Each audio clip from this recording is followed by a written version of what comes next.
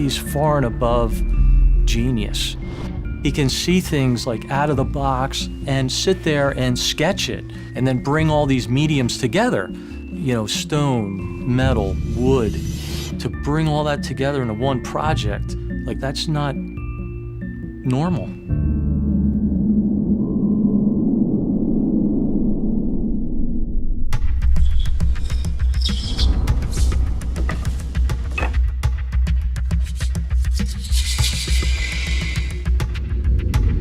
He is truly an artisan, where the line between function and art disappeared. What he was doing in staircases, we hadn't seen done anywhere else. It really takes it to a whole new level.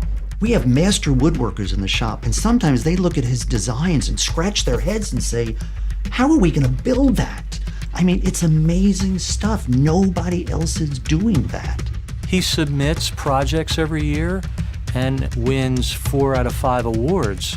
So much, they're like, we gotta get more categories so some other people can, you know, win. Like, it's not my opinion, it's everybody's opinion. This is a very special individual. I think people have almost forgotten how to use wood. It's used in such a basic form often. It's a forgotten sidelined material, but it actually has a huge amount of opportunity. What Nathy in his designs is trying to do is very much to bring back the craft of stair building and to use joinery that's just not done that much anymore. We're doing things with steam bending where we bend woods and you get tension and you get strength, and we're using different types of materials for their different strength properties. You know, within stairs, a lot of people are just buying stock parts. We're actually designing each piece. The jobs can take quite a while. We can work on the same project easily for a year. A project we're doing right now has around 6,000 hours in it. Often people think of craftsmanship as a 1800s type of thing, and it's kind of silly because we have amazing machinery. With the aid of design software, there's really a great opportunity to do some really mind-blowing stuff that could have never been done before. If you're gonna build something and it's gonna last for 200 years versus you're gonna build something that's gonna last for 10 years, is probably the most sustainable thing you can do. You don't have the opportunity to create something wonderful if it's for just a temporary moment.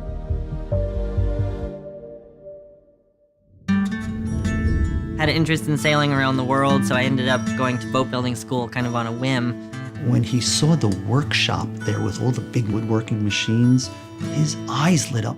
When you're in the presence of a large piece that has, you know, sort of graceful curves and is a beautiful abstract form, but made of beautiful materials, it just became really captivating.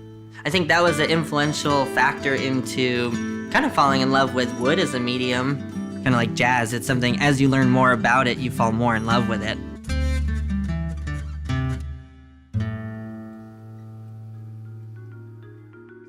There's not a lot of like good business models to model this off of. Like, it's not like, oh, let me go find the other super complicated craftsmanship large company that's making amazing pieces and I'll just mimic their business. And there's been some really rocky and scary times. Like, I started the business during the recession.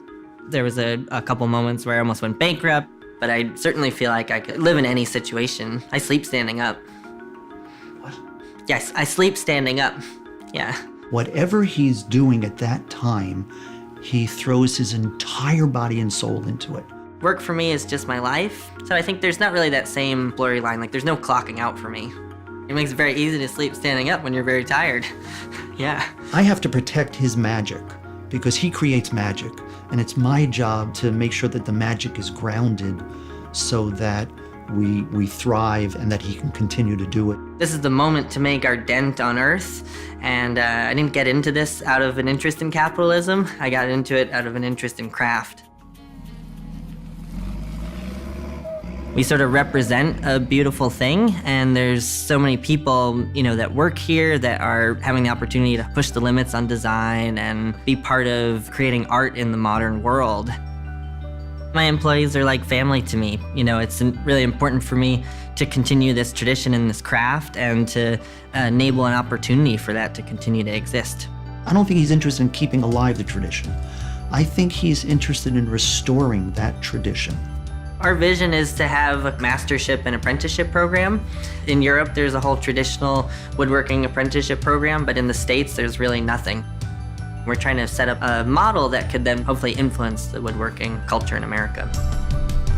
When something is handcrafted and has this sort of energy going into it, people are trying and striving to create something beautiful, and when it's executed, it really is stunning. I mean, why is the Eiffel Tower worthy of our attention and time? Why is it on a postcard? Because it's just a beautiful display of craftsmanship. I would like to make the Eiffel Tower #2, absolutely. It would be a wood version, obviously.